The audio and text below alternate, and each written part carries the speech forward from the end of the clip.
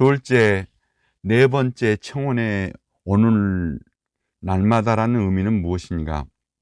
헬라어로 기록된 마태의 주기도에는 오늘을 세메론이란 부사를 사용했고, 누가의 주기도는 누가복음 11장 3절에서 카세메론이란 날마다라는 단어를 사용하고 있다.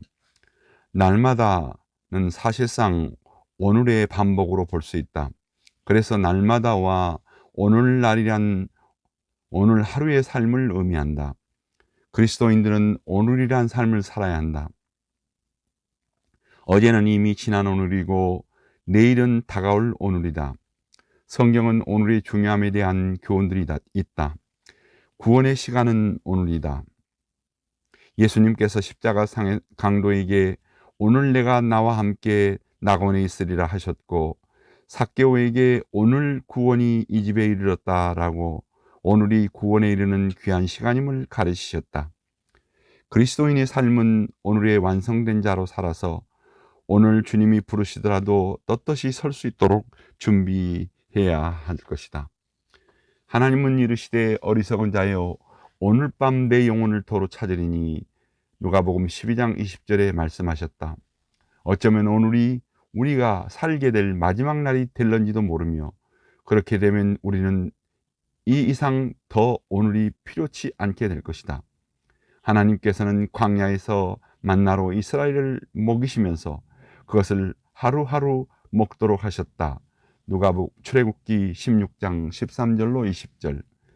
매일의 만나는 당일에 다 소비가 되었다. 그래서 그들 중에 누군가가 다음날 아침에 초반을 어디서 먹을까 염려하여 물었다면 우리의 염려는 오늘 하루뿐이다. 하나님은 우리에게 필요한 모든 만나를 오늘 내려주셨다.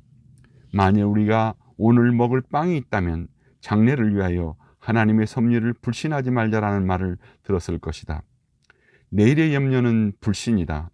그리스도인이 만나는 내일을 염려하지 않는 오늘에 허락해 주신다.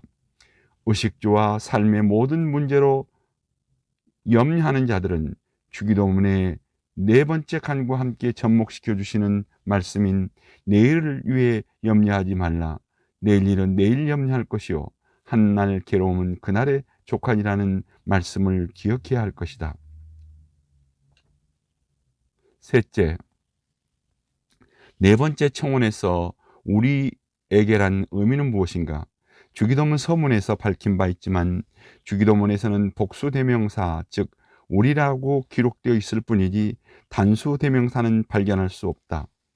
우리 아버지, 우리에게 일용할 양식, 우리에게 죄 지은 자를, 우리의 죄를 사하여 주옵시고 우리를 시험에 들게 하지 마시옵고.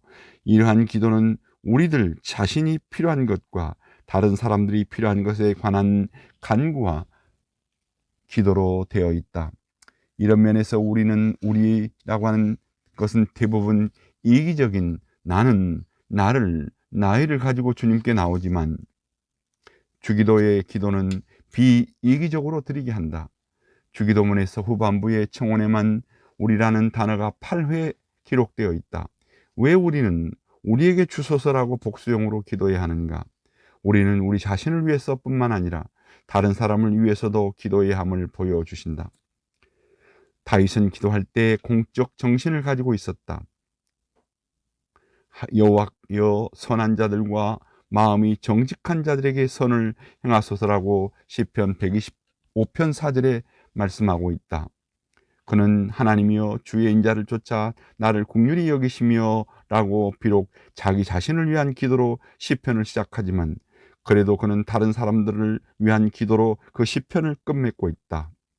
사도행전 여러 곳에 나타난 사도들의 기도 역시 공적 정신을 가지고 있었다. 주여 이제도 그들의 위협함을 굽어보고 또 종들로 복수 형태이죠. 하나님 담대히 하나님의 말씀을 전하게 하여 주시오며 사도행전 4장 29절에 말씀하고 있다. 예수님은 공적 정신으로 모범적인 기도를 들으신 분이다. 선한 그리스도인들은 우리의 이웃을 우리 자신같이 사랑해야 하기 때문에 그들을 위해 기도해야 한다. 다른 사람들의 결핍과 불행에 대하여 그의 하나님이 그의 자비하심을 그들에게 베푸시도록 기도한다. 특히 성도들을 위한 공적 기도에 힘쓸 것에 대하여 구하기를 항상 힘쓰며 여러 성도들을 위해 구하라고 하셨다. 예수님은 우리를 위해 사셨고 우리를 위해 마지막 십자가상에서 주여 저들을 용서하옵소서 라고 기도하셨다.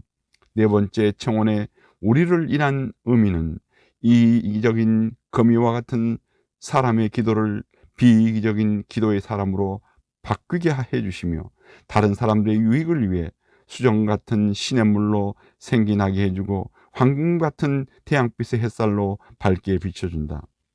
비이기적인 기도는 그의 기도로 이 땅에 이루어지는 하나님의 나라를 둘러싼다.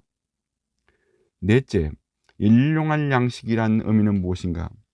우리말 개혁성경에 일용할이란 말은 헬라어 성경에는 에피우시스에라 기록한다. 이것은 주기도문에만 나타난다. 신약 다른 곳에는 전혀 나타나지 않는 독특한 낱말이므로 단정적으로 해석하기가 아주 어렵다. 주기도문의 근본 정신과 뜻을 혼돈하게 하기도 하지만 필자는 두 가지 견해를 소개하고 싶다. 첫째, 에피우시우스라는 전치사 에피와 우시아는 합성어로서 존재의 필수적인 것이라는 뜻이다. 둘째, 에피와 우산의 합성어로서 오늘을 위한의 뜻이다. 오늘을 위한 양식과 존재 즉 생존에 필요한 양식으로 해석하는 것이 합리적이라 여겨진다. 시간에 관해서는 생존에 필요한 만큼 최소한 것으로 보아야 할 것이다. 개혁성경의 양식이란 단어는 헬라어 성경의 아르토스로 기록하고 있다. 본문의 아르톤 헤몬은 문자적으로 우리의 빵이 무엇을 뜻하느냐에 대해 몇 가지 해석이 있다. 하나, 육신에 필요한 육적 양식이라는 것이다.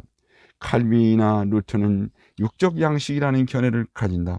루터는 이 일용할 양식을 광범위하게 해석했고 일용할 양식이란 육신 생활에 필요한 모든 것인데 즉 음식과 의복, 가옥과 가정, 전답, 가축, 금전, 기타 여러 물건들과 배우자, 자녀들, 일꾼들 또는 경건하고 진실한 지도자, 훌륭한 정부, 적당한 기후, 평화, 질서, 건강, 명예, 선한 친구, 믿을 만한 이웃 등을 말하고 있다. 여기서 아르투스란 우리말 성경에는 빵으로 번역을 했다.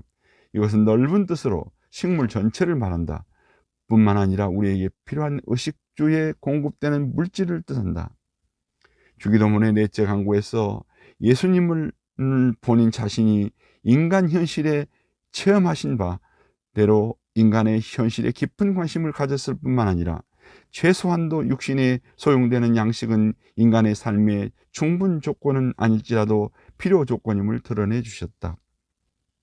둘, 일용할 양식을 예수님의 성반찬으로 해석하기도 한다. 요한복음 6장 53절로 55절.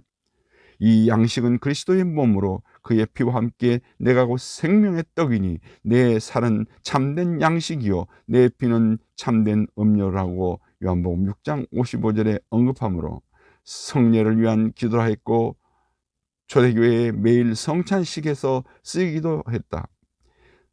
성례에서 예수 그리스도와의 연합은 참된 생명이 됨을 포함하고 있다.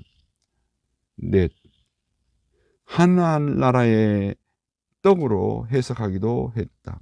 무릇 하나님의 나라에서 떡을 먹는 자는 복되도다 하니 누가복음 14장 15절에 기록했는데 메시아가 오시면 그의 택하신 백성들에게 큰 잔치를 베푸시는데 이 간구는 메시아 잔치에 참여시켜 주시기 위한 내용으로 보고 있다.